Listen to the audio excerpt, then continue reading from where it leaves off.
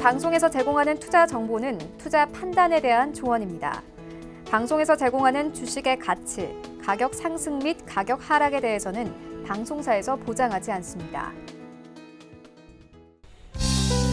시청자 여러분 안녕하십니까. 오늘장 내일장 2부 출발하도록 하겠습니다. 2부에서는 이제 시장 종목에 집중해 보도록 하겠습니다. 궁금하신 종목 짚어드리고요. 종목 상담도 함께 이어갈 텐데 종목 상담 지금 보내주셔도 좋습니다. 100원의 정보 이용료 부과되는 샵 4989번을 통해서 종목명, 가격, 비중 적어서 보내주시면 됩니다. 유튜브 활짝 열려 있습니다. 유튜브 접속 뒤에 서울경제TV 검색어 입력하시면 다양한 다시보기 채널들이 함께 열리는데요. 라이브 채널 클릭해서 들어오시면 언제 어디서나 실시간으로 TV 채널과 동일하게 이용 가능하니까요. 유튜브도 많은 시청 부탁드리겠습니다. 코스피 지수부터 체크해 보도록 하죠. 지수가 2070 아래로 내려왔는데 2064대까지 밀려 내려옵니다. 오늘 계속 빠지네요. 조금씩 하루간의 흐름 정리합니다. 자, 보시면 2088까지 올라갔던 시장 2064 현재 포인트 저점입니다. 여기까지 그대로 밀려 내려오는데 중국 GDP 속보치 6%로 지금 저조하게 나오면서 3분기 GDP가 굉장히 저조하게 찍혀 내려오면서 우리 시장도 동반 하락하고 있는 모습입니다. 수급 주체 확인해 보도록 하죠. 개인만 삽니다. 기관 외국인 매도고 기관은 연기금만 사는데 연기금 전 시간대만 해도 30분 전만 해도 500억 원 매수였는데 지금 200억 원대까지 줄어들었습니다. 다음 살펴보도록 하죠.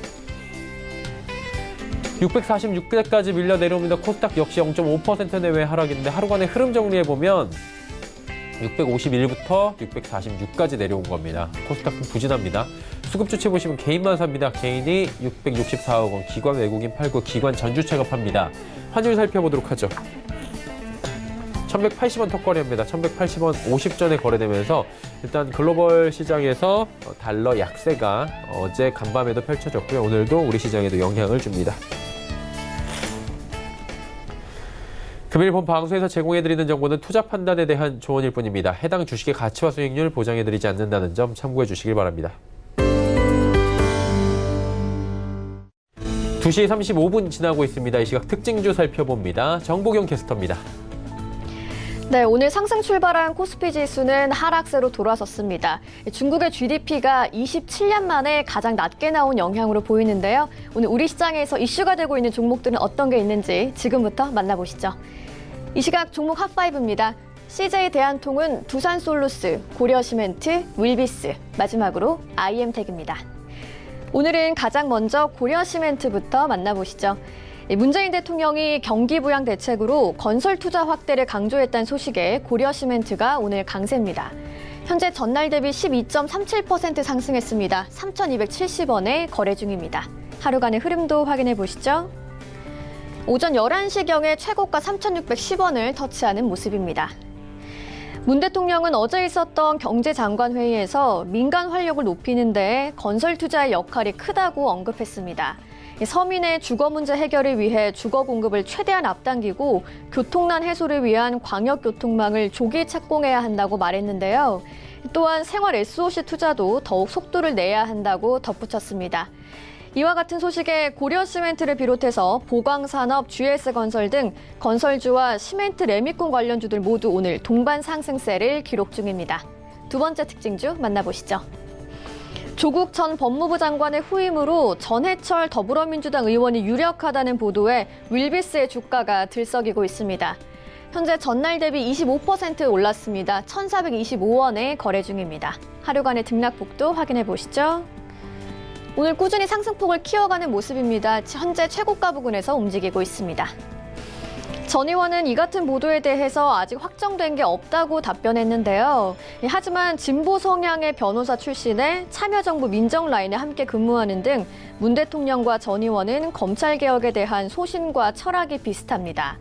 따라서 법무장관으로도 제격이라는 평가가 나오고 있는데요. 한편 윌비스는 회장이 전 의원과 고려대 동문이라는 이유로 전 의원 테마주로 분류되고 있습니다. 다음 종목 만나보시죠. 이번에 만나보실 종목은 두산에서 분할된 두산솔루스입니다. 오늘이 재상장 첫날인데요. 현재 가격 제한폭까지 올랐습니다. 거래가는 5,510원입니다. 하루간의 등락폭도 확인해 보시죠. 개장과 동시에 상한가를 기록하는 모습입니다. 두산 그리고 두산에서 분할된 두산 퓨얼셀과 두산솔루스 이 세 회사가 오늘 재상장돼서 거래가 재개됐습니다. 두산은 지난 4월 분사 계획을 발표하고 연료전지 사업과 전자소재 사업 분야를 독립시켰는데요. 이 두 신설법인이 시장의 주목을 받는 가운데 전망도 밝습니다. 각각 2023년까지 매출액 1조 달성을 목표로 하고 있는데요. 특히 두산솔루스는 전기자동차 전지박 부문 매출 본격화와 OLED 소재 성장 기대감도 더해지는 상황입니다. 두산 퓨얼셀과 우선주들도 오늘 모두 동반 상승세를 기록했습니다. 다음 종목 만나보시죠. 모듈 부품 제조 전문기업 IM텍이 블록체인 신사업 발굴에 나선다는 소식입니다. 현재 전날 대비 꽉 찬 상승 보여주고 있습니다. 1,315원에 거래 중입니다. 하루간의 등락폭도 확인해 보시죠. 오전장에서 두 번의 수직 상승 후 최고가를 터치하는 모습입니다. IM텍은 최근 팍스넷과 블록체인 신사업 발굴 및 기술 개발 협력을 목적으로 한 MOU를 체결했다고 밝혔습니다. 이에 따라 양사는 약 한 달간 상호 기술 실사를 진행할 예정인데요. 이후 IM텍이 보유하고 있는 하드웨어 기술과 팍스넷이 보유하고 있는 블록체인 소프트웨어 기술 협력을 통해 신기술 발굴에 나선다는 방침입니다. 오늘의 마지막 특징주 만나보시겠습니다. 택배 운임 인상 효과로 3분기 실적이 개선될 거라는 기대에 CJ 대한통운이 상승세를 탔습니다. 현재 전날 대비 4% 넘게 올랐습니다. 15만 5,500원에 거래 중입니다. 하루간의 흐름도 확인해 보시죠. 오늘 주가는 계속 15만 원대에서 움직이는 모습입니다. CJ 대한통운은 비용 관리와 운임 인상 효과가 나타나면서 영업이익률이 최저임금 충격 이전인 2017년 수준에 근접하게 올라온 상태입니다. 3분기 매출액도 전년 동기 대비 9% 증가한 약 2조 6천억 원으로 추정되는데요. 올해 사상 처음으로 업계에서 택배 평균 운임이 오르고 있습니다. 택배 시장의 가격 정상화를 이끌 거라는 전망인데요. 실적이 개선될 거란 기대감에 투심도 살아날 것으로 보입니다. 지금까지 이 시각 종목 핫5의 정보경이었습니다.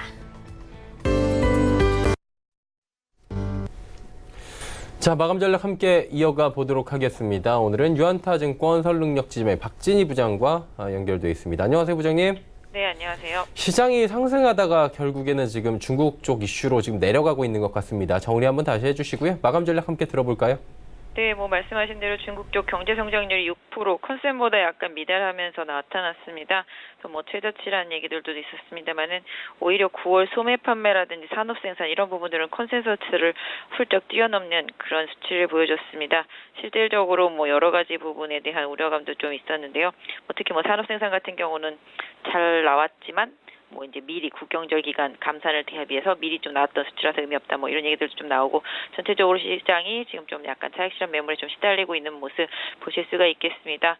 브렉시트 관련 합의 기대감 이런 부분들이 좀 미국 시장에서 실적 발표와 함께 상승을 좀 이끌었다라면은 오늘 우리 시장도 일정 부분 실적이라든지 이런 면과 또 상대적으로 덜 오른 개별주들의 좀 순환매 이런 쪽으로 좀 강하게 돌고 있는 모습이죠. 특히 대통령의 드론이라든지 건설 관련 멘트 이런 부분들이 관련주들을 장 초반에 강하게 이끌었습니다만은 일정 부분 상승폭을 돌려세우는 종목들이 상당히 좀 많은 모습들을 좀 보실 수가 있겠습니다.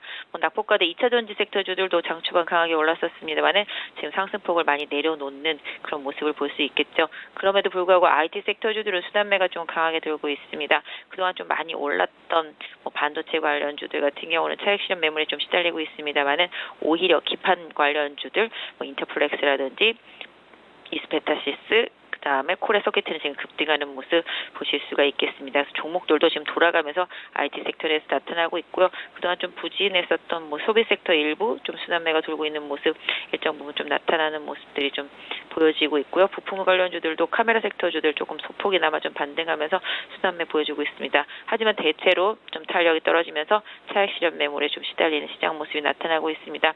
개인적으로는 지금 2065포인트입니다. 다시 또 2050선 지지하는지 한 번 더 확인할 필요가 있겠고요.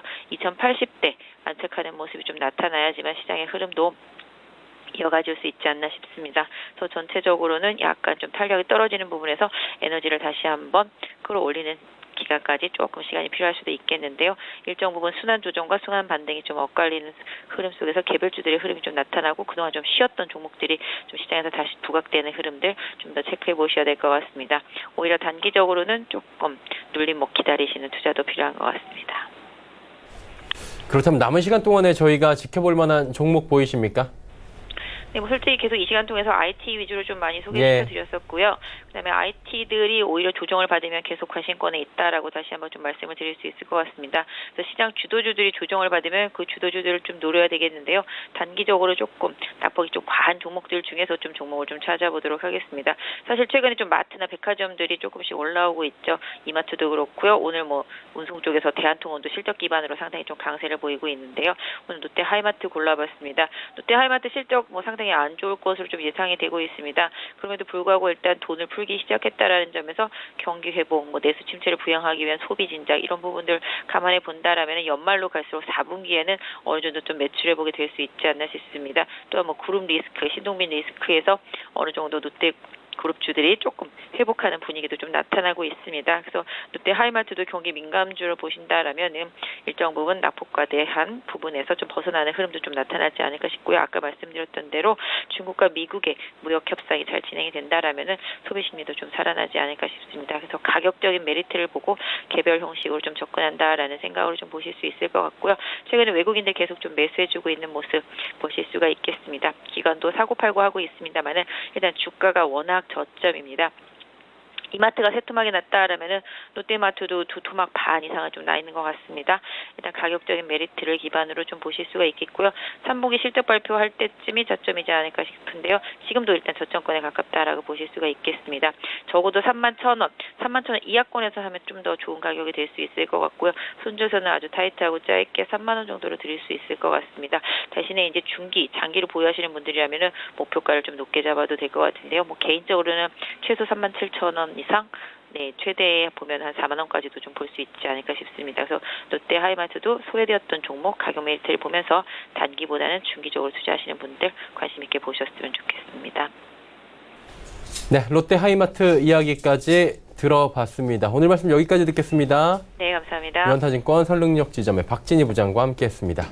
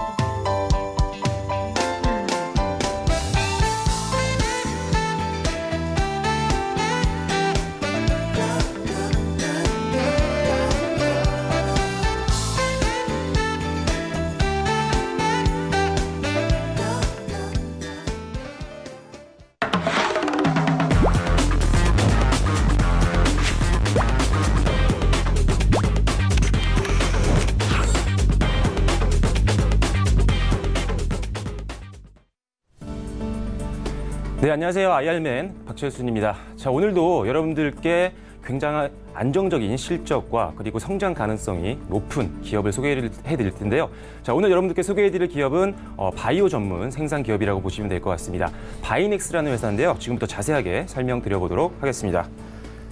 자, 지금 바이넥스 같은 경우는요, 예전에 전신은 순천당 제약이라는 기업이었습니다.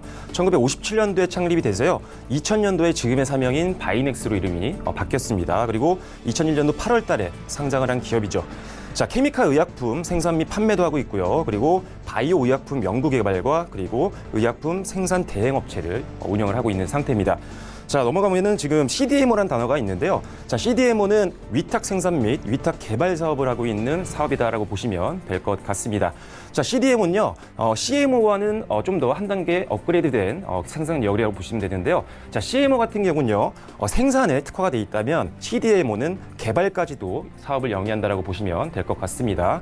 자, 일단은 제약회사가 이제 신약 후보 물질들을 만약에 개발을 하게 되면 이제 바이넥스에 위탁을 맡기게 되고요. 바이넥스에서 생산 시설을 통해서 실제 신약을 생산하는 기업이다라고 보시면 될 것 같습니다. 자, 강점을 지금부터 하나씩 살펴볼 텐데요. 자, 지금 방금 말씀드렸던 CDMO 시장 성장에 따른 수혜가 기대가 되고 있습니다. 자, 신약 개발도 중요하지만요, 생산과 제조 과정도 굉장히 중요하다는 점을 여러분들이 꼭 알고 계셔야 됩니다. 자, 과거의 전례를 보면요, 녹십자라든지 대웅제약과 같은 대형 기업들이 FDA 승인해서 약간 지연되는 경우가 굉장히 많이 있었는데, 자, 그 이유는요, 일단은 개발까지는 했지만 생산 과정에서 굉장히 많이 문제가 생겼기 때문입니다. 따라서 지금 CDMO 사업을 영위하고 있는 바이넥스와 같은 기업들에 대한 수요가 계속적으로 급성장하고 있다라고 보시면 될 것 같습니다. 지금 현재 연평균 7%대 성장을 기대하고 있는 산업인 만큼 앞으로 고성장에 따른 동사의 수혜를 좀 기대해 보셔도 좋을 것 같습니다. 자, 거기다가 지금 바이넥스 같은 경우는요, 지금 굉장히 까다롭기로 유명한 일본과 그리고 유럽과 같은 나라에서 이미 허가 기관을 통한 실사를 통과를 한 기업이고요. 자, 인증받은 위탁 생산 회사가 상당히 극소수밖에 없기 때문에 상당히 독점적인 그런 위치에 있는 기업이 바로 바이넥스라고 보셔도 좋을 것 같습니다. 자, 현재 고급 생산 기술과 경험을 보유를 하고 있고요. 앞으로 수주가 계속적으로 확대가 되면서 성장 가능성이 굉장히 높다라고 평가를 하실 수가 있을 것 같습니다. 자, 다음 강점도 한번 살펴볼 텐데요. 자, 다음 강점은요, KBCC를 운영하고 있다는 부분입니다. 자, KBCC는요, 송도 바이오 의약품 생산 시설을 말하는 겁니다. 이 시설을 지금 10년째 지금 바이넥스가 위탁을 해서 운영을 해나가고 있는 상황인데요. 자, 일단은 정부에서 허가를 내줬다는 것 자체가, 운영권을 맡겼다는 것 자체만으로도 회사의 어떤 경험이라든지 기술력을 우리가 어느 정도 신뢰할 수 있다라고 보시면 될 것 같습니다. 자, 다음 강점도 한번 살펴볼 텐데요. 자, 고객사 다변화에 대한 부분들을 빼놓을 수가 없을 것 같습니다. 자, 국내외에 굉장히 다양한 글로벌 기업들과 거래를 계속적으로 꾸준하게 해나가고 있는 기업이 바이넥스인데요. 자, 바이넥스 같은 경우는 국내 대표 기업들인 제넥신, 에이프로젠, 파맵신, 유한양행 등등 상당히 다양한 고객처를 국내에 확보하고 있는 상태고요. 자, 해외 쪽도 마찬가지입니다. 자, 중국의 대표적인 제약회사죠. 지원제약이라든지 또는 일본의 니치코 제약과 같은 글로벌 대형 제약회사와도 계속적인 거래를 해나가고 있는 기업이기 때문에 국내뿐만 아니라 해외에서도 굉장히 실적을 많이 끌어당기고 있는 기업이 바이넥스라고 보시면 좋을 것 같습니다. 자, 아무래도 거래처가 굉장히 다변화되어 있기 때문에 한 업체가 만약에 거래가 끊긴다고 하더라도 나머지 업체에서 안정적인 실적을 받아낼 수가 있기 때문에 실적의 안정성 부분도 여러분들이 기억을 해주시면 좋을 것 같습니다. 자, 다음은요, 실적에 대한 부분인데요. 자, 바이넥스 같은 경우는 굉장히 실적 성장성이 높은 회사 중에 대표적인 기업이다라고 보시면 될 것 같습니다. 자, 지금 2018년도 영업이익이라든지 당기순이익이 흑자 전환에 성공을 했고요. 아쉽게도 2017년도까지는 영업이익과 순이익이 조금 적자를 기록했지만 작년에 완벽하게 흑자 전환에 성공을 한 기업입니다. 자, 거기다가 올해 2분기 영업이익 같은 경우는요, 전분기 대비 무려 134% 정도 증가를 해줬고요. 자, 2분기 순이익 같은 경우도 영업이익처럼 상당히 급성장을 해줬습니다.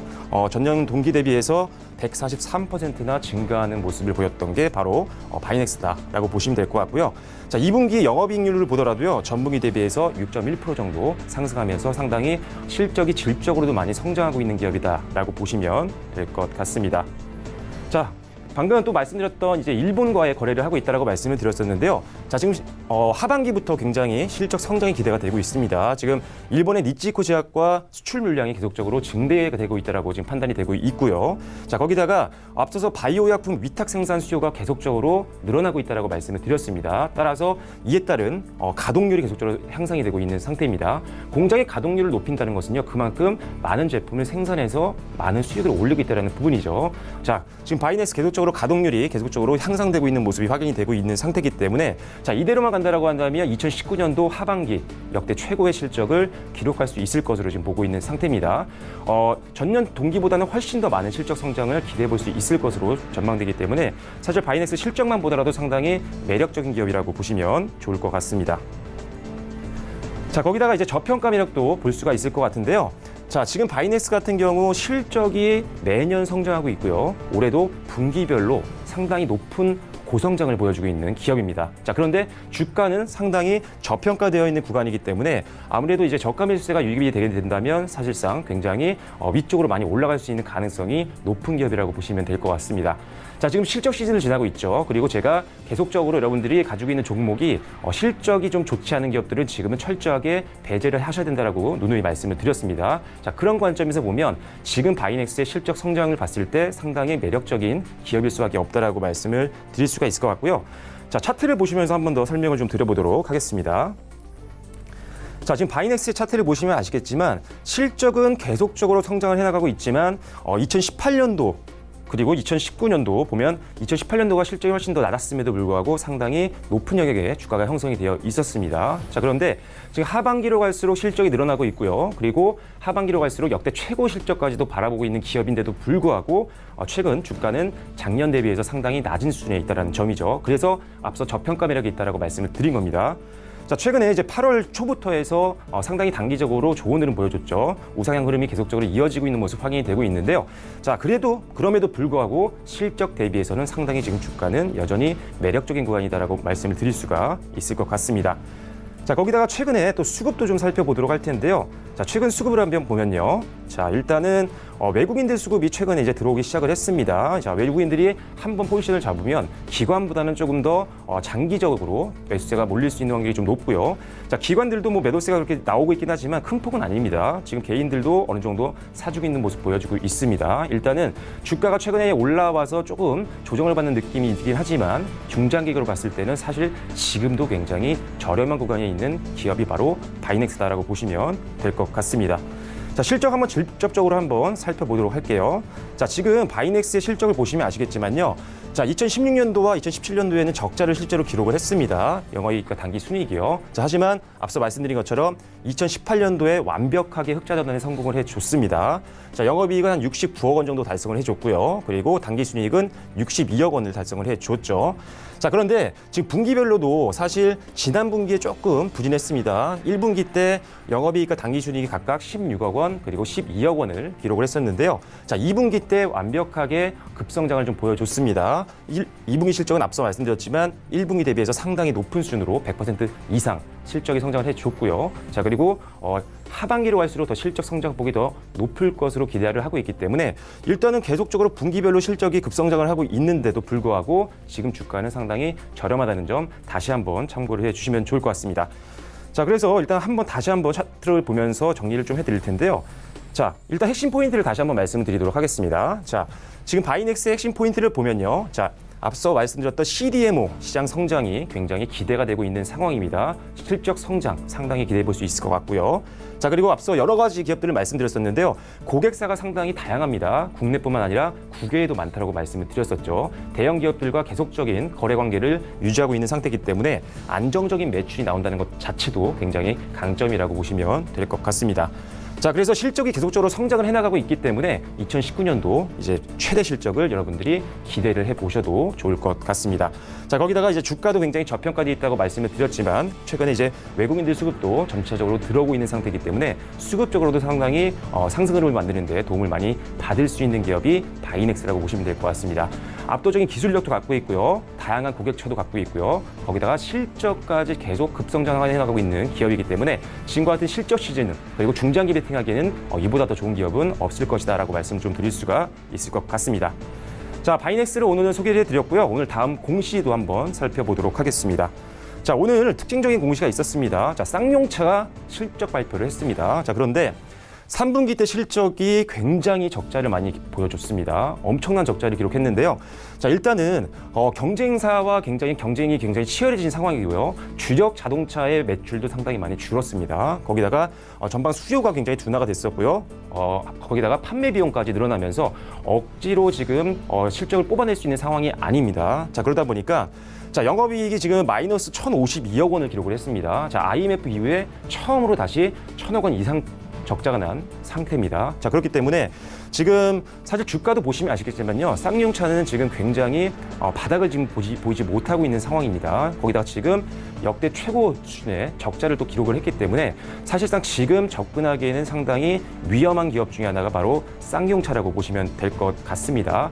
자, 일단은 지금 실적 시즌 지나고 있죠. 그런데 지금 실적 시즌에 엄청난 적자를 기록을 했습니다. 일단 단기적으로 당연히 주가 하락할 확률이 훨씬 더 높겠죠. 자, 그렇기 때문에 일단 단기적으로는 절대 접근을 하시면 안 되고요. 중장기적인 관점에서 만약에 바닥권을 형성한 이후에 반등이 나오면 다시 한번 베팅을 할 수 있는 타이밍이 올 수는 있겠지만 일단은 의미 있는 실적 개선이 나오지 않는 한은 절대적으로 지금 접근할 수가 없는 종목이라고 보시면 될 것 같습니다.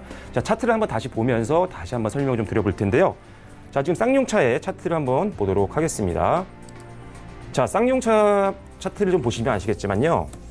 지금 주가가 상당히 불안합니다. 일단 재무제표 보시면 아시겠지만 지금 나와 있는 재무제표는 아직 반영이 된 것 같지는 않습니다. 왜냐하면 지금 적자폭이 거의 2배까지 나왔거든요.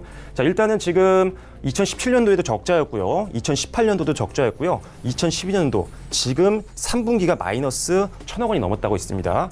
자, 작년 전체 적자가 마이너스 600억 원대였는데요. 이번 한 분기에 벌써 1,000억 원을 돌파를 했습니다. 엄청난 지금 적자죠. 그렇기 때문에 사실 재무제표만 봐도 사실 접근 자체가 조금 불안한 그런 종목이라고 보시면 될 것 같습니다.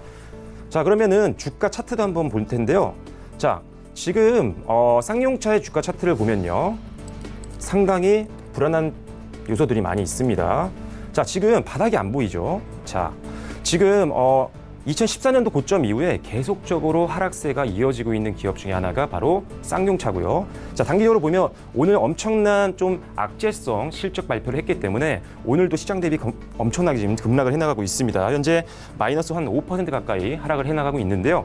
자, 일단은 지금 지난 10월 달 저점을 또 하향 돌파를 했습니다. 그렇기 때문에 지금 밑에 받아줄 물량도 없죠. 지금 현실적으로. 그렇기 때문에 지금은 사실 기본적 분석으로도 그렇지만요. 기술적으로도 지금 상당히 위험한 구간에 있는 상태입니다.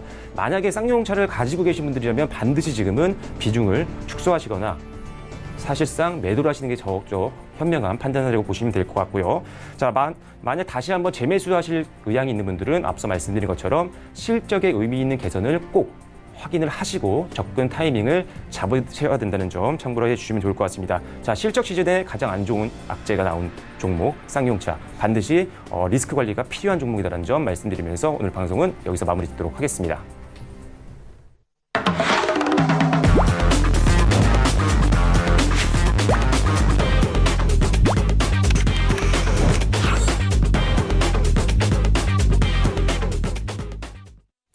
오늘장 내일장 2부 함께 하고 계십니다. 이제 전문가분들과 함께 종목 짚어보고 상담 이어갑니다. 오늘은 마태투자연구소의 주마태 대표와 함께합니다. 어서 오세요. 안녕하십니까? 예. 오늘 종목 이야기 바로 들어가 보도록 하겠습니다. 어떤 종목부터 바로 출발할까요? 네, 실적 시즌에 맞는 세 종목을 가져왔는데요. 첫 번째 종목 민엔지를 소개하도록 하겠습니다. 민엔지는 2009년도에 설립되어서 개인정보 보안, 본인인증 서비스를 개발 및 운영하는 것을 주된 사업으로 하고 있고요. 이동통신사 부가 서비스 형태로 주된 매출이 발생하고 있습니다. 휴대폰 번호 도용 방지 서비스를 시작으로 로그인 플러스, 휴대폰 간편 로그인, 간편 결제 매니저 등의 다양한 2차 본인인증 서비스를 제공 중입니다. 독특적인 융합 IT로 서비스 플랫폼 비즈니스를 구축하고 있는데요. 휴대폰 번호 도용 방지라든지 PC 암호 기반의 계정, 로그인 보안 서비스인 로그인 플러스, 아이디 패스워드 관리 솔루션인 간편 결제 서비스 등의 플랫폼을 구축을 했습니다.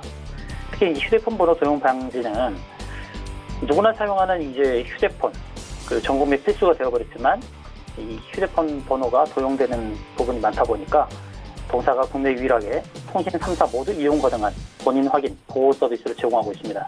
최근 스미싱 등 각종 범죄에 따른 금융 피해가 늘어나면서 국내 스미싱 피해액은 2천억에 육박하며 전자금융 사기 범죄 건수는 4만 5천여 건에 달한다고 합니다. 이 휴대폰 번호 도용 방지는 이러한 피해를 안전하고 편리하게 예방해 줄 수 있는 방법을 고민한 데서 만들어진 서비스입니다. 로그인 플러스를 설명하고 싶은데요. 온라인 사이트 이용 시에 요구되는 다수의 개인정보를 휴대폰 번호 기준으로 저장하고 관리하면서 로그인 시에는 2차 연산 암호를 통해서 부정 로그인을 차단하고 안전하게 보호하는 개인정보 통합 관리 서비스인데요. 동사가 제공하고 있고요. 또 강철 결제 매니저는 다양한 사이트의 아이디 패스워드를 휴대폰 번호 기준으로 하나의 앱에서 이용하는 편리함과 정보의 분산 저장을 통한 보안 강화가 결합된 서비스를 제공하고 있습니다. 또 자회사 세틀뱅크가 7월달에 상장을 했는데요. 이 자회사 이 세틀뱅크도 실적이 증가하는 그런 모멘텀을 갖고 있는 회사입니다. 세틀뱅크는 대형은행의 시스템을 직접 운영하고 있는 국내 유일의 핀테크 업체이고요. 간편 현금 결제 서비스를 제공하고 있습니다. 자회사 세틀뱅크는 주가가 부진하고 있지만 그러나 이 실적이 올해뿐만 아니라 내년에 더 급증하는 그런 형태를 유지하고 있어서 자회사 상장 모멘텀의 그런 주가 수익도 기대할 수 있다 말씀드리겠고요. 차트를 보시면 바닥권에서 굉장히 안정적인 흐름을 보여주고 있습니다. 급등도 없고 급락도 없는 상황입니다만 16,100원의 저점을 찍고 지속적으로 상승 추세의 흐름을 보여주고 있다는 말씀드리겠고요. 일봉상에 보시면 61선에 안착하는 모습입니다. 61선에 안착을 해서 다음 갈 수 있는 저항 자리는 내려오는 121선 자리가 될 것입니다.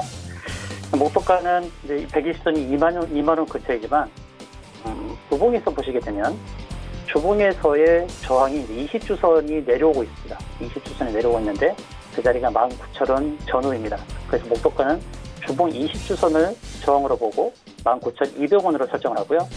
손절가는 이번 주 주봉의 저점 자리인 16,500원을 설정하도록 하겠습니다.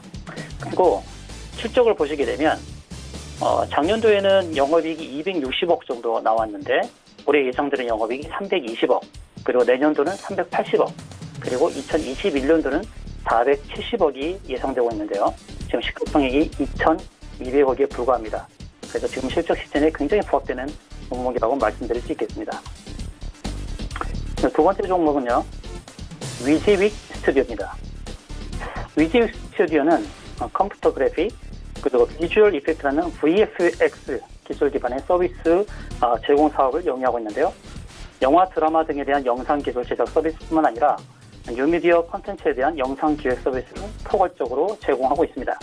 특히 통신사들은 5G 가입자를 확대하기 위해서 VR, AR 등 모든 종류의 가상화 개념을 아우르는 익스텐디드 리얼리티라는 이 확장현실 콘텐츠 제작에 투자를 확대하게 될 것이고, 특히 CG, VFX 기술을 접목시킨 콘텐츠 퀄리티 향상에 대한 니즈가 계속돼서 나타날 것이기 때문에 통신업체와의 다양한 사업자 및 이에 따른 매출 기여가 기대가 되고 있습니다.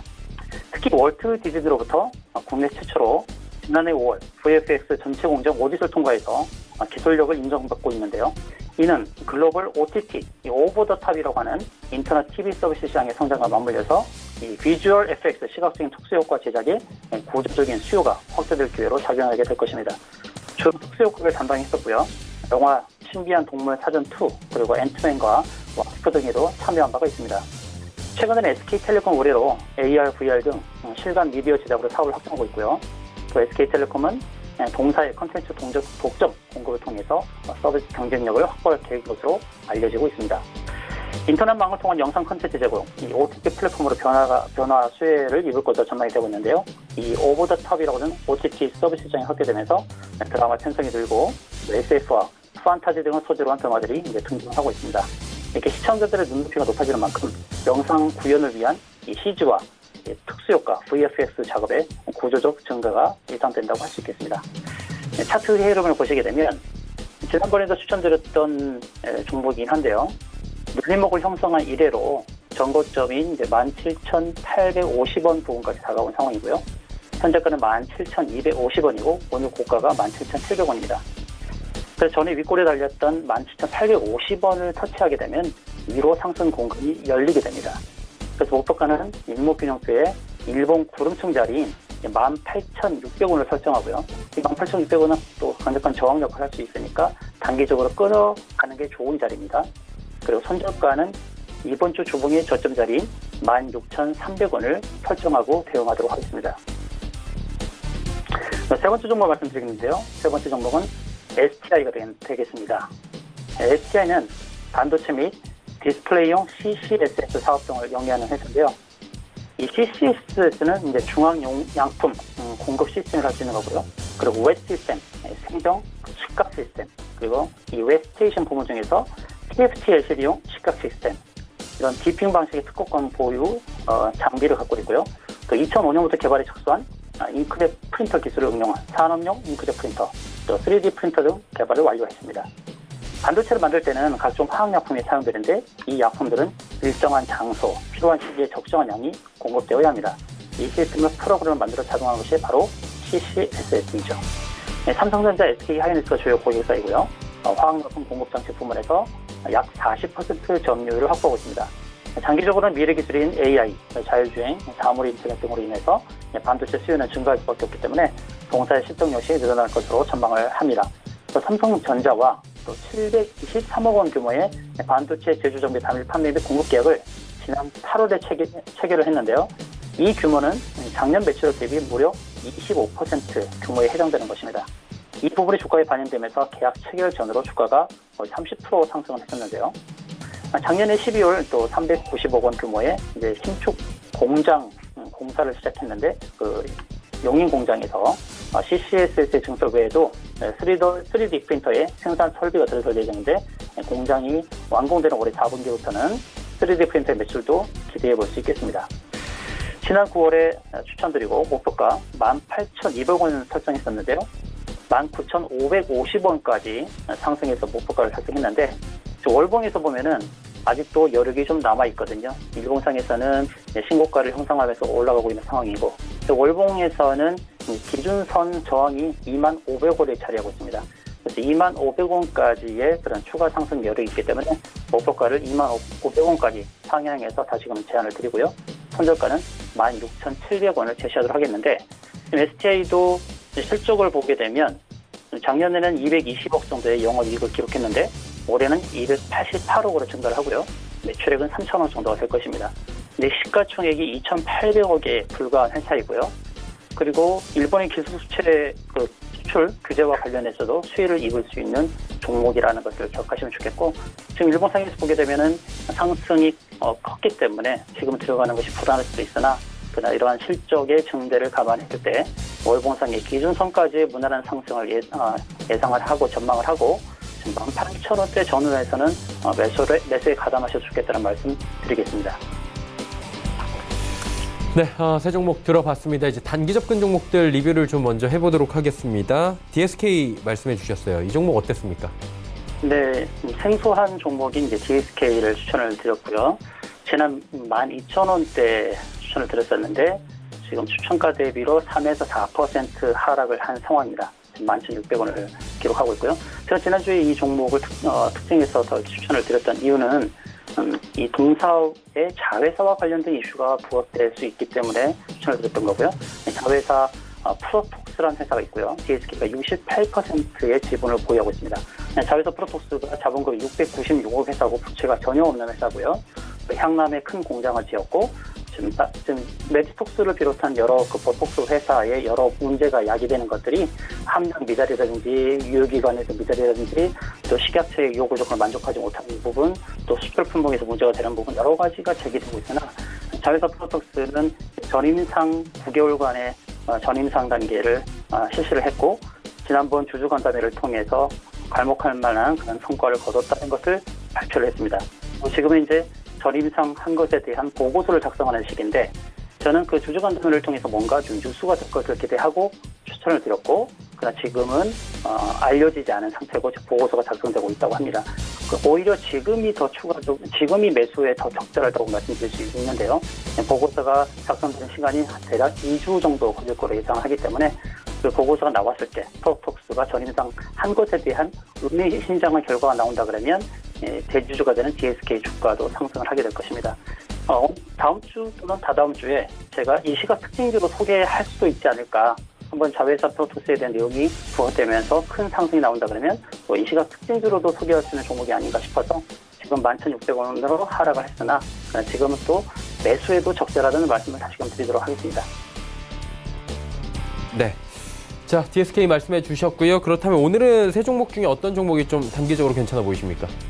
예, 세종보다 실적이 증대하는 회사라 굉장히 좋은 종목이긴 하나 단기적으로 봤을 때의 목표가로 빨리 타치할 수 있는 종목은 위지 스튜디오로 보고 있습니다. 컴퓨터 그래픽이라든지 시각적인 특수효과 VFX 기술을 접목한 회사인데 아까도 말씀드렸지만 차트의 흐름상을 보시게 되면 윗골이 달린 고점을 조금씩 터치하는 모양을 보여주고 있습니다. 어제도 17,650원, 오늘도 17,700원 이렇게 고점을 조금씩 높여가고 있고 오늘은 금요일을 맞아서 조금 하락하고 있으나 다음 주에 17,850원을 터치하게 되면 18,600원대까지는 저항이 없는 상황이 되기 때문에 다음 주 17,850원을 터치하는지 체크를 해보시고요. 그러면 18,600원대 매도가 가능하다. 그래서 시종목 중에 단기적으로 목표가에 좀 빨리 도달하지 않을까 싶어서 위즈를 말씀드리도록 하겠습니다. 네, 위즈윅 스튜디오 들어봤습니다. 자, 이제 오늘 금요일 시장의 특징을 좀 살펴봐야 될 것 같은데 대표님 어떤 종목이 좀 특징적으로 보이십니까? MC넥스를 가져왔는데요. 오늘 하루만 놓고 봤을 때의 상승은 크지 않았습니다. 2.2% 상승하고 지금은 0.4% 상승하고 있는데 제가 MC넥스를 말씀드리는 이유는 뭐냐면 지금 1주에서 2주 정도 저항대에서 계속 머무르는 상태에 있었습니다. 그 상황에서 주가가 빠지지도 않으면서 그 저항대에 나오는 물량들을 흡수하면서 2차 상승을 노리고 있다라고 이제 말씀드릴 수 있고요. MC넥스는 휴대폰의 자동차용 카메라 모듈을 생산하고 있고 특히나 휴대폰 들어가는 카메라 모듈 부분이 고화소, 초소형화 등 그 고성능 카메라 수요가 증대하는 부분에 동사가 수혜를 입고 있고요. 지금 상반기까지 영업이익이 500억 정도 발생했고 올해 영업이익은 1,000억이 넘을 것으로 전망하고 있습니다. 시가총액이 4,400억에 불과하기 때문에 지금 실적 시즌에 맞아서 굉장히 그 의미 있게 부합되는 종목이 아닌가라는 말씀을 드리겠고요. 지금 일봉상에서의 지금 저항대 물량을 흡수하고 있는 상황인데 다음 보이는 저항은 26,000원이고 26,000원을 넘어서게 되면 주봉이나 월봉상에서는 저항이 없는 흐름으로 가서 신고가 행진으로 나아갈 수 있겠습니다. 그래서 이렇게 급증하는 실적을 감안한다면 지난 2015년에 기록했던 29,850원대라는 고점을 넘어설 수 있는 흐름이 나올 수 있다라고 전망하고 있습니다. 그래서 오늘 특징주로서 소개하는 바입니다. MC넥스 특징주로 꼽아주셨습니다. 지금 15분 지나고 있고요. 상담을 좀 가보도록 하겠습니다.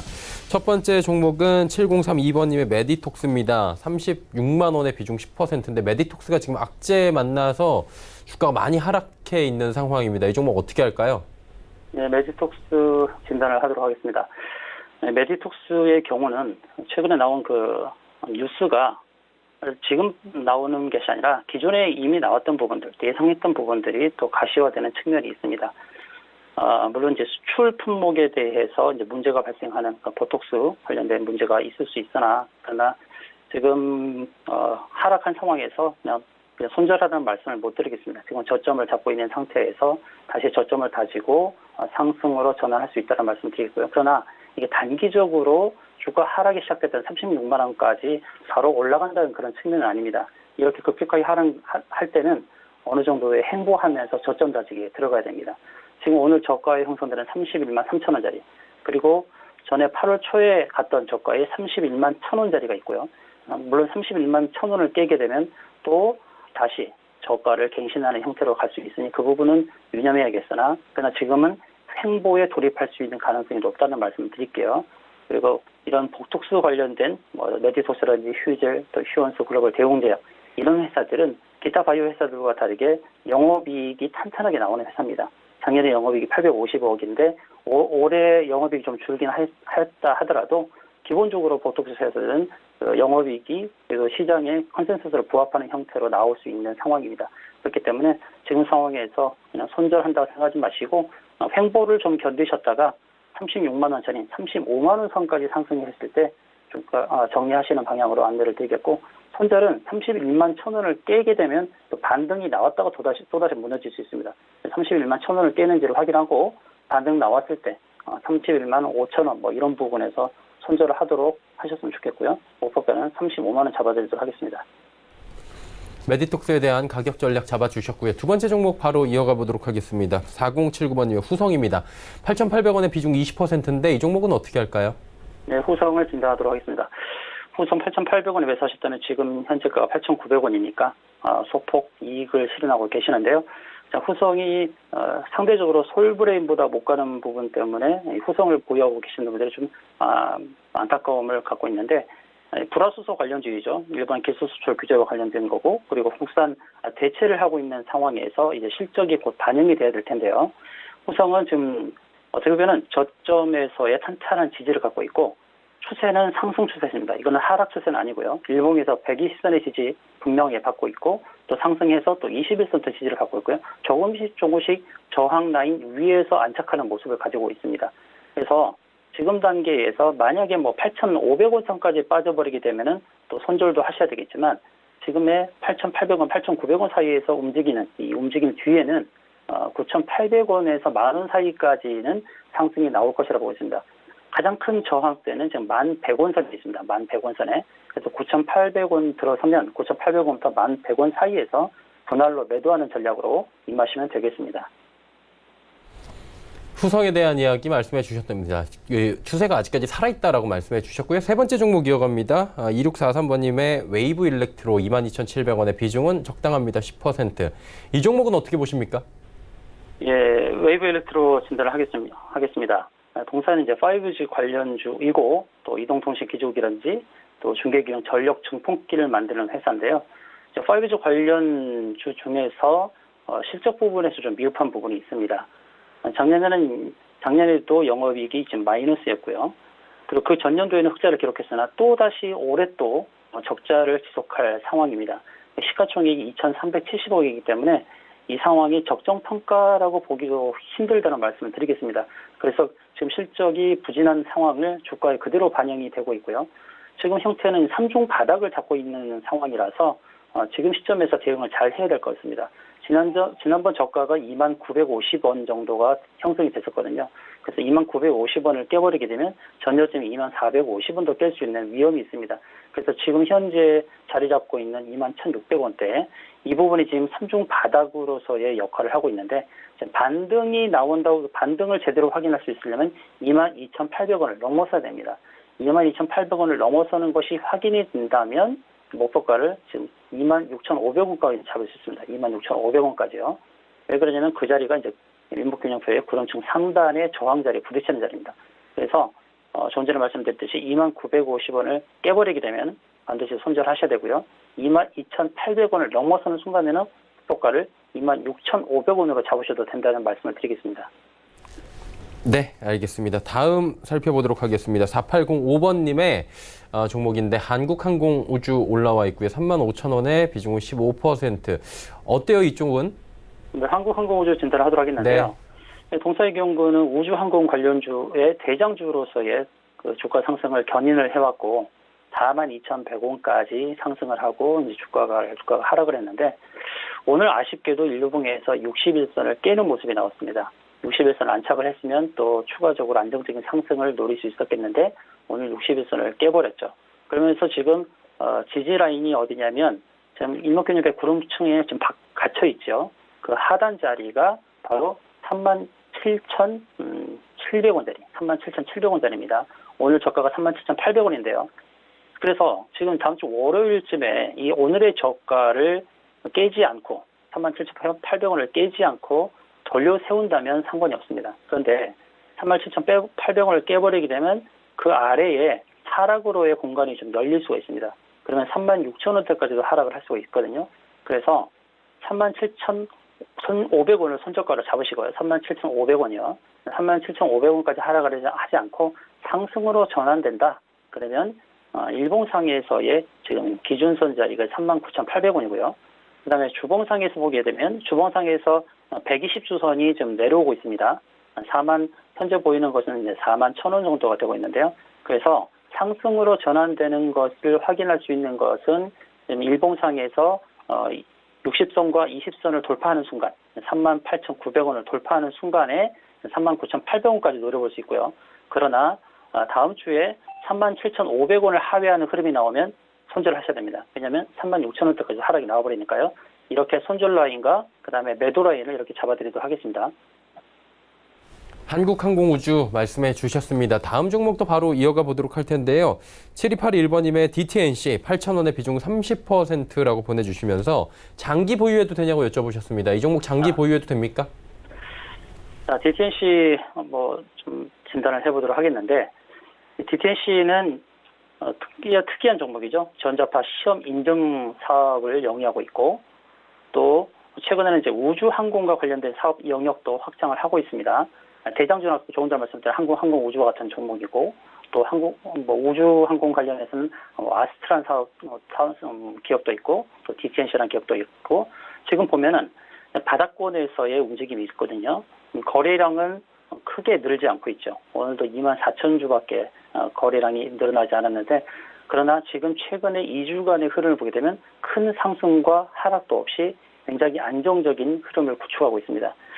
지금 이런 흐름이라면 어떻게 보면 하락보다는 상승에 좀 무게감을 두고 있습니다. 하락보다는 상승에 무게감을 두고 있고요. 지금은 모든 게 이동평균선이 역배열 상태죠. 역배열 상태인데 모든 이동평균선 아래에 지금 주가가 위치하고 있습니다. 그래서 하나씩 넘어가야 되는 거죠. 먼저 넘어가야 될 산은 8,170원에 있는 21선, 그 다음에 8,350원에 있는 61선, 이렇게 하나씩 넘어가야 됩니다. 가장 큰 저항은 아마도 240선 저항이 될 거예요. 그래서 이거를 제가 지금 확인할 수 있는 방법을 말씀드릴게요. 지난 9월 19일 날 달성했던 고가 8,930원을 확인해야 됩니다. 8,930원을 확인한다 그러면 240선 9,500원까지의 상승이 나올 수 있습니다. 그래서 8930원 자리를 꼭 기억하시고 그 자리를 넘어서면 9,500원 목표가를 설정하고 대응을 하시고요. 그런데 이게 주가가 돌려버리면 지금 안정적인 지금 바닥권에서의 움직임을 보이고 있는데 7,800원 자리를 깨버리게 되면 급락이 나올 수 있습니다. 그래서 7,800원 자리를 깨면 빨리 손절하셔야 합니다. 급락이 나올 수 있으니까. 그리고 상승 시에 8,930원을 터치하는지 안 하는지 보시고 8930원 터치한다? 그러면 9,500원 목표가로 대응하시면 되겠습니다. 네, DTNC 이야기 나눠봤고요. 마지막 종목 상담 될 것 같습니다. 유니셈 들어와 있고요. 5327번님께서 4,480원에 비중 30%다라고 보내주시면서 상담 부탁하셨습니다. 이 종목 어떻게 할까요? 네, 유니셈 진단하도록 하겠습니다. 네. 지금 실적 시즌에 굉장히 맞는 종목이라 할 수 있죠. 영업이익이 200억이 넘는 회사고요. 작년에 260억 나왔고 상반기에는 84억 나왔습니다. 올해도 영업이익이 200억 정도 예상되는 반도체 장비주이죠. 이제 일봉상에 보시게 되면 굉장히 의미 있는 상승 추세의 흐름을 보여주고 있습니다. 지난 10월 11일부터 3일간 연속해서 양봉을 그리면서 상승을 하면서 세 번째 양봉을 그렸던 저점을 훼손하지 않고 계속해서 상승의 의지를 보여주고 있습니다. 조금씩 고점을 높여가고 있죠.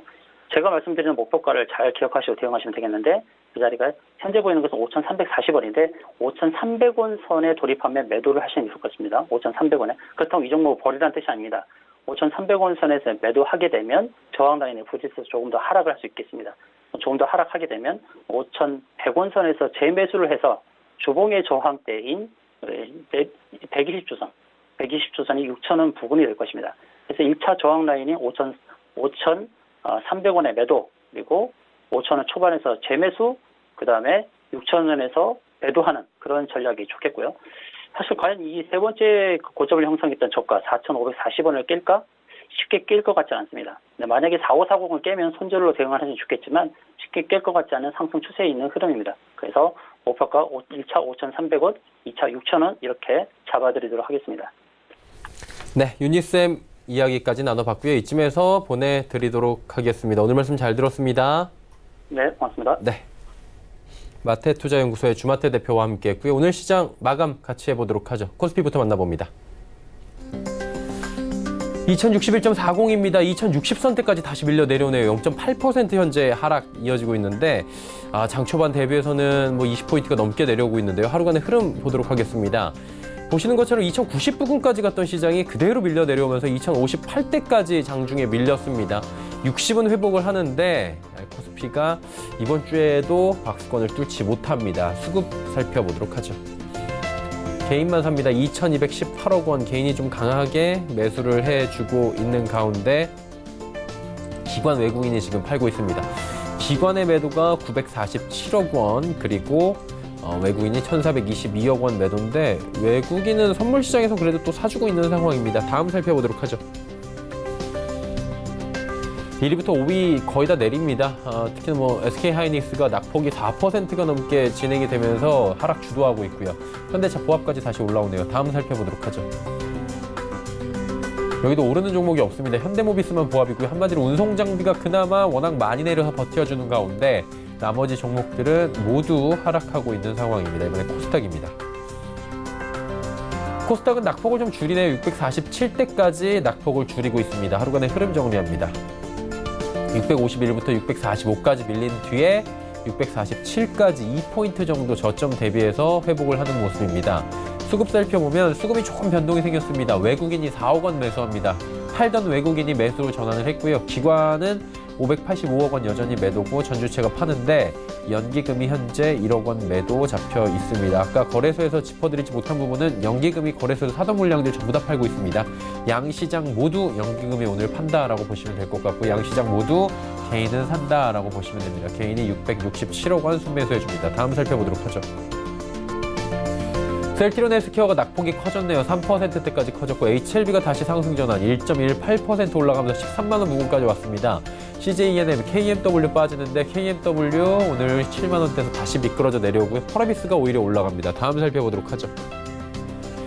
SK 머티리얼즈 슈젤 올라갑니다. 특히나 메디톡스에 대한 반사 이익일까요? 슈젤은 오늘 시장에서 3%대 강세를 보여주고 있고요. 메디톡스가 6%대 하락입니다. 그리고 스튜디오 드래곤이 1.17% 빠지는 가운데 헬릭스미스는 상승 마감이 현재 예상이 됩니다.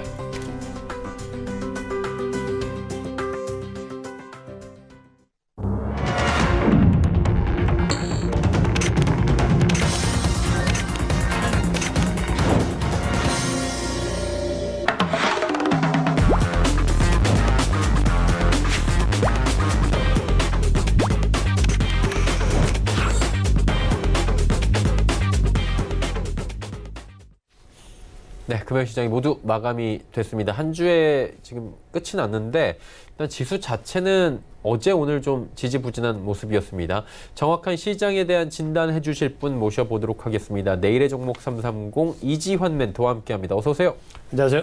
네, 시장 먼저 점검해 주시죠. 네, 전체적으로 한 주를 마감하는 금요일인데 좀 상승 마감하면서 기분 좋게 마감을 했으면 참 좋을 뻔했는데 아쉽게도 코스피, 코스닥 시장, 특히 코스피 시장이 낙폭을 좀 키우면서 마감을 했습니다. 가장 큰 이유는 역시 매수 수급의 좀 부재라고 보여지는데요. 전체적으로 외국인의 매도가 최근에 좀 주는 가운데 연기금을 비롯해서 특히 최근에는 금융투자 쪽에서 상당히 매수를 하면서 전체적으로 시장을 좀 미끌어 올려왔는데 오늘 같은 경우는 코스피 시장에서 외국인 과 기관 모두 동시에 매도를 하면서 이런 경우에 대부분 현재 최근에 보면은 낙폭을 좀 키우는 마감이 상당히 많았습니다. 그런 점에서 오늘도 외국인과 기관 동시에 매도가 쏟아지면서 코스피는 장후반 낙폭을 좀 키우면서 마감했고요. 반면에 이제 코스닥 시장은 낙폭을 좀 줄이면서 마감을 했는데 장 막판에 외국인들이 매수로 좀 돌아서면서 전체적으로 하락이 좀 저지되면서 주간 등락으로는 나쁘지 않지만 전체적으로 상승이 좀 둔화되는 모습을 보이면서 한 주를 마감했다라고 말씀을 드리겠습니다. 네. 모멘텀 분석이 좀 필요할 것 같습니다. 하락을 주로 했고요. 상승한 섹터도 물론 있었을 텐데 어떤 모멘텀으로 움직였죠? 네, 전체적으로 보면 오늘 글로벌하게 해외발에서는 매수와 좀 관련된 상승 모멘텀이 오전에는 먼저 시장에 좀 반영이 되었습니다. 특히 이제 브렉시트 같은 경우가 합의안이 도출됐다라고 나오면서 이 브렉시트 공포에서 탈출하면서 전체적으로 미 증시도 좀 반영되는 모습을 좀 보여줬고요. 이런 부분들이 장 시작 전 우리 시장에도 상승 모멘텀으로 좀 작용할 것이다라고 좀 보여졌는데 상당히 이 부분이 좀 반감되는 모습을 좀 보여줬고요. 여기에 테키가 일시적이지만 일단 휴전에 합의하면서 중동발 지정학적 리스크도 좀 감소되면서 전체적으로 해외발 상승 모멘텀이 시장에 좀 반영되는 모습을 보여줬습니다. 반면에 이제 하락 모멘텀으로는 좀 전에 말씀드린 대로 수급에서 상당히 좀 취약한 모습을 보여주고 있는데 최근에 우리 장 이번 주에 반등을 좀 보시면은 시원스럽게 반등하지 못하는 좀 주저하는 모습을 많이 보여주고 있는데 있는데 그 부분은 바로 연기금의 그동안 시장이 이끌어왔던 주체라고 보신다면 이 연기금의 매수 세력이 상당히 약해지면서 장 중반 후반부에 대신에 금융투자 쪽에서 매수가 좀 이어졌지만 아무래도 금융투자는 좀 단기적인 흐름, 특히 프로그램과 관련돼서 차익 쪽에서 프로그램으로 의해서 들어오는 물량이기 때문에 전체적으로 상승의 연속성이라든지 시장을 좀 강하게 끌어올릴 수 있는 주체가 아니기 때문에 전체적으로 이 수급의 부재가 좀 눈에 띄고요.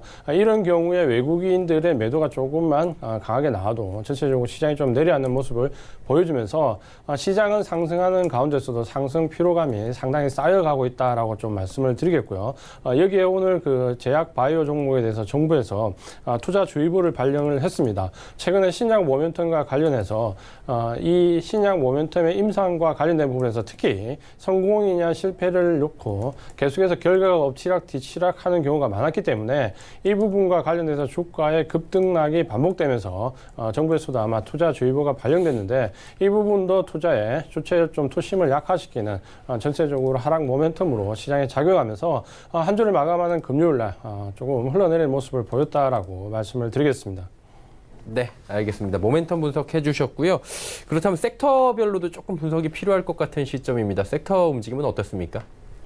네, 오늘 아무래도 상승하는 섹터가 좀 주는 가운데 건설과 운수창고 업종이 좀 상승하는 모습을 좀 보여줬고요. 건설 업종 같은 경우에는 급등락을 좀 반복하는 경향이 있는데 전체적으로 이 건설업 경기를 놓고 안도랠리 쪽과 매도 쪽이 좀 팽팽하게 맞서면서 전체적으로는 시장에 대한 반영 민감도가 좀 변동성이 불규칙하게 나온다라고 좀 말씀을 드리겠고요. 그런 점에서 급등락에 대한 부분이 반복되는 부분이 바로 최근에 건설 업종의 흐름이다라고 말씀을 좀 드리겠습니다. 여기에 최근에 이제 운수창고 업종도 좀 반등을 주면서 주도 업종이 아닌 곳에서 낙폭이 좀 가대등 쪽에서 기술적인 반등이 나오는 모습 보여줬다라고 말씀드리겠고요. 반면 이제 하락세 때는 전기가스 업종인데 어제 대폭 큰 폭의 상승이 좀 있었기 때문에 오늘 기술적으로 좀 눌려지는 모습이 나왔다라고 보시면은 전체적으로 업종별도 지금 섹터를 좀 보시면은 등락에 크게 민감하게 모멘텀이 작용하지 않고 전체적으로 좀 정체되는 모습을 보여주고 있다라고 말씀을 드리겠습니다. 예, 알겠습니다. 섹터별 분석까지 마쳐봤습니다. 이제 지수 정리하도록 하겠습니다. 자, 오늘 금요일 시장 코스피는 0.83% 내렸습니다. 2060선에 턱걸이하면서 마감이 됐고요. 코스닥도 하락을 가져갔습니다. 0.41% 내리면서 646.65포인트 거래 마감합니다. 환율 5원 50전 내렸네요. 1181원 50전에 거래가 마감이 됐습니다. 내일의 종목 330 계속해서 이야기 이어가 보도록 하겠습니다. 주제부터 살펴보도록 하죠. 반등장에서 외국인이 매수한 탑5 종목. 일단 수급을 확인을 해봐야 된다, 이런 의미인 것 같은데 자세한 이야기 나눠보도록 하겠습니다. 멘토님, 주제 선정하신 이유 들어볼까요? 네, 최근에 이제 우리 시장이 반등을 좀 강하게 한 이후에 좀 소극적인 상태를 좀 보여주고 있는데 그동안 시장에 이번 8월 달 이후에 반등을 이끈 주체는 누가 뭐라고 해도 연기금이었습니다. 특히 8월 초에 바닥권에서 연기금이 하루 물량의 4, 5천억 이상씩을 매수해주면서 전체적으로 바닥을 만들고 시장을 반등을 만든 좀 주체였는데 이 가운데서 외국인들은 선물 옵션 쪽에서 소극적으로 매수 대응을 하면서 전체적으로 주식시장, 현물시장에서의 매수가 상당히 좀 드물게 나왔습니다. 그럼에도 불구하고 우리가 이 시점에서 시장이 좀 정체되어 있을 때 한 번쯤 박스권 상단의 부분에서 그동안 상승한 종목들 위주로 특히 외국인이 매수한 종목들이 어떻고 개인이 매수한 종목이 어떤지 한번 비교를 좀 해봐야 되겠는데요. 외국인이 매수한 종목 탑5를 가지고 여기서 ETF를 좀 배제하고 신종증권같이 새로 발행된 물량을 제외하고 순수하게 시장에서 매수한 금액 대비로 좀 보도록 하겠습니다. 8월 6일 날 우리가 저점을 형성하고 어제 10월 17일까지 기간을 놓고 좀 등기를 해보면 1위 종목이 바로 외국인이 매수한 금액으로 봤을 때 1위 종목이 바로 삼성전기가 되겠습니다. 삼성전기 같은 경우에는 사실 그동안 하락폭이 굉장히 컸고요. 8월 달 반등 이전까지 전체적으로 사업 부분에서 특히 주력 사업이라 할 수 있는 MLCC가 상당히 고전을 면치 못할 것이다. 블루오션에 가깝다라는 의견과 함께 카메라 모듈 부분 쪽에서 선전하면서 상당히 반등이 좀 이어지는 모습이었는데 최근에 삼성전기 같은 경우는 바닥권에서 외국인이 매수한 그 시점 이후에 29.5%, 30%의 가까운 급등을 좀 보여줬습니다. 내일의 종목 이 시간을 통해서도 추천을 드렸던 종목인데 전체적으로 보시면은 굉장히 실적을 악화시켰던 MLCC, 적층 세라믹 콘덴서 부분이 오히려 지금 5G와 관련해서 수요가 아주 크게 확대될 수 있다라는 새로운 레포트들이 쏟아지면서 MLCC가 굉장히 불효자에서 효자로 좀 바뀌면서 전체적으로 상승 모멘텀이 강하게 좀 반영되는 모습을 보여줬습니다. 그런 부분 때문에 삼성전기는 전체적으로 외국인 매수 1위 종목에 한 30%에 가까운 상승을 보여주면서 지금도 올 하반기 이후에 내년 상반기까지 상승 흐름이 좀 이어질 수 있는 좋은 흐름을 좀 보여주고 있다라고 말씀을 드리겠습니다. 두 번째로 많이 매수한 종목이 바로 카카오인데요. 카카오 같은 경우에는 상승률은 크지 않았지만 7% 정도 상승을 했고 전체적으로 사업 영역이 굉장히 확대가 되고 있고 지금은 좀 고전을 면치 못하고 있지만 이 인터넷뱅크가 결국 나중에는 장기적으로 봤을 때 상당한 파급력을 가질 것이다라는 부분이 좀 반영이 되는데요. 카카오 같은 경우에는 사실 종속 연결 자회사가 무려 85개에 이를 정도로 사업 영역을 굉장히 공격적으로 확대를 하고 있습니다. 아마 이 부분이 단기간에 좀 어려움을 겪더라도 중장기적으로 모멘텀이 될 수 있다라는 게 아마 외국인들의 관점인 것 같고 그런 부분에서 전체 시장에서 두 번째로 큰 매수 금액을 보여주면서 7% 가까운 상승을 좀 보여줬습니다. 세 번째로 많이 매수한 종목 아마 올해 한 해 제일 핫한 종목 중에 하나인데요. 바로 KMW입니다. KMW 같은 경우에는 무려 47% 정도 상승을 했습니다. 말 그대로 5G 관련된 종목에서 올 한 해 가장 강한 테마 섹터였고 그 강한 테마 섹터에서도 가장 대장주 역할을 했는데 그 이유는 간단하죠. 전체적으로 보시면 실적의 KMW 같은 경우는 적자에서 흑자 전환폭이 굉장히 크게 나오면서 가장 5G와 관련돼서 실적이 가장 드라마틱하게 변하는 종목이다라고 보시면은 5G 안에서도 기대감을 가지고 미래에 대한 성장성을 얘기할 때 KMW 같은 경우는 눈에 보이는 실적이 차곡차곡 쌓였기 때문에 가장 큰 상승폭을 기록했고 5G 안에서도 대장주 역할을 했다라고 말씀을 드리겠습니다. 네 번째로 많이 매수한 종목은 바로 하나 에어로스페이스인데요. 이 종목도 무려 41% 기간 동안 상승하면서 상당히 강한 모습을 보여줬습니다. 이 시간을 통해서 방산주에 대한 분석과 추천 의견도 좀 드렸던 종목인데요. 전체적으로 보시면은 이 방산주와 관련돼서는 정부 정책의 수혜가 크다. 특히 수출과 관련된 부분에서 정부의 적극적인 지원과 예산이 편성되면서 이 수출 모멘텀이 하나의 새로운 모멘텀으로 좀 붙으면서 전체적으로 방산주는 한 단계 레벨업 할 수 있는 군이다라고 봤을 때 지금 하나 에어로스페이스 40%에 가까운 상승, 상당히 좋은 흐름을 이어갔다라고 말씀을 드리겠습니다. 마지막으로 이제 그 탑5에서 외국인이 매수한 종목은 바로 S-오일이었는데요. S-오일 같은 경우는 배당 매력이 상당하지만 그동안 실적과 관련된 부분에서 상당히 우려감을 지원했습니다. 자, 그 부분은 정유회사 중에서도 S-오일 같은 경우는 이 정제 마진과 관련해서 영업이익이 가장 민감하게 반응하는 정유회사라고 보시면 됩니다. 한마디로 말씀드려서 정제 마진이 감소할 때 큰 폭으로 하락하고요. 정제 마진이 개선될 때 다시 주가가 큰 폭으로 상승하는데 지금 올 하반기부터 정제 마진이 개선될 것이다라는 레포트가 나오면서 S-오일 같은 경우도 상당히 큰 폭의 하락을 좀 기록했고요. 전체적으로 이 기간 동안 11% 상승하면서 상당히 좋은 모습을 보여줬습니다. 이렇게 5가지 종목이 이 기간 동안 우리가 반등을 줄 때 상당한 상승을 한 종목이고요. 외국인들이 집중적으로 매수를 했는데 반면에 이 기간 동안 개인들이 매수한 종목을 보시면 등장률만 보시면 전체적으로 7% 마이너스를 기록하면서 시장이 상승할 때도 마이너스의 흐름을 좀 보여줬다는 점. 전체적으로 보시면 외국인이 매수 주체가 아닌데도 불구하고 이 기간 동안 외국인이 셀렉트했던 종목들이 역시 여전히 좋은 수익률을 보여줬다라고 보실 때 우리가 수급적인 부분에서 역시 보실 때 외국인의 수급을 간과해서는 안 되겠다라고 말씀을 드리겠습니다. 네, 오늘은 금요일이 마감이 됐고요. 이제 월요일 시장에서 저희가 볼만한 종목이 있을 것 같은데 어떤 종목 볼까요? 예, 오늘 말씀드릴 종목은 3분기 지금 실적 시즌과 관련해서 실적 개선과 관련된 단기적으로 좀 볼 수 있는 종목을 말씀을 드리겠습니다. 오늘 말씀드릴 종목은 바로 이 넥센 타이어인데요. 넥센 타이어는 뭐 누구나 다 알고 계시는 것처럼 타이어 제조 관련된 회사라고 보시면 됩니다. 최근에 이제 3분기 실적과 관련해서 예상 실적 관련된 레포트들이 좀 쏟아지는데 넥센 타이어는 대부분의 증권사 레포트에서 3분기 실적이 상향 수정되는 종목 중에 하나로서 실적이 3분기에는 좀 개선 개선될 것이다라는 부분을 상당히 좀 강조하고 있는 모습이 보이고 있습니다. 전체적으로 자동차주가 먼저 좀 오르고요. 운송 장비 중에서 최근에 좀 현대차 이슈로 인해서 좀 하락하는 모습을 좀 보였는데 반면에 3분기 실적과 관련돼서 3분기 실적이 개선될 것이다라고 예상되는 탑10 종목에 자동차 관련된 종목이 6개 종목이 들어와 있습니다. 자, 이런 걸 보실 때 지금 주가가 좀 눌러질 때 3분기 실적 개선되는 종목들 위주로 접근하는 전략이 좀 유효하다라고 말씀을 좀 드리겠고요. 특히 이제 넥센타이어 같은 경우에는 최근에 좀 보시면은 저평가 메리트도 상당히 크다라고 말씀을 드리겠습니다. 외국인 기관 쌍끌이 매수까지 이어지는 종목 꼭 한번 확인해 보시기 바랍니다. 네, 넥센타이어 말씀해 주셨습니다. 저평가 메리트가 보인다 하셨고요. 더 오늘도 해주실 말씀이 있을 것 같은데요. 네, 항상 종목에 관해서 장기나 미래 매수하고 싶으신 분, 특히 가격적인 대응 전략을 알고 싶으신 분들은 카카오톡 오픈 채팅 통해 내일의 종목 330으로 들어오시면 얼마든지 확인할 수 있다라고 말씀드리겠습니다. 네, 오늘도 이지환 멘토와 함께했습니다. 고맙습니다. 고맙습니다. 금일본 방송에서 제공해드린 정보는 투자 판단에 대한 조언이었습니다. 해당 주식의 가치와 수익률 보장해드리지 않는다는 점 참고해 주시길 바랍니다. 오늘장 내일장 저희가 준비한 소식은 여기까지입니다. 주말에는 이번 한 주간의 굵직한 이슈들이 굉장히 많았는데요. 다시 한번 정리해드리면서 다음 주 대비하는 시간도 마련했으니까요. 많은 시청 부탁드리겠습니다. 함께해 주신 여러분 고맙습니다.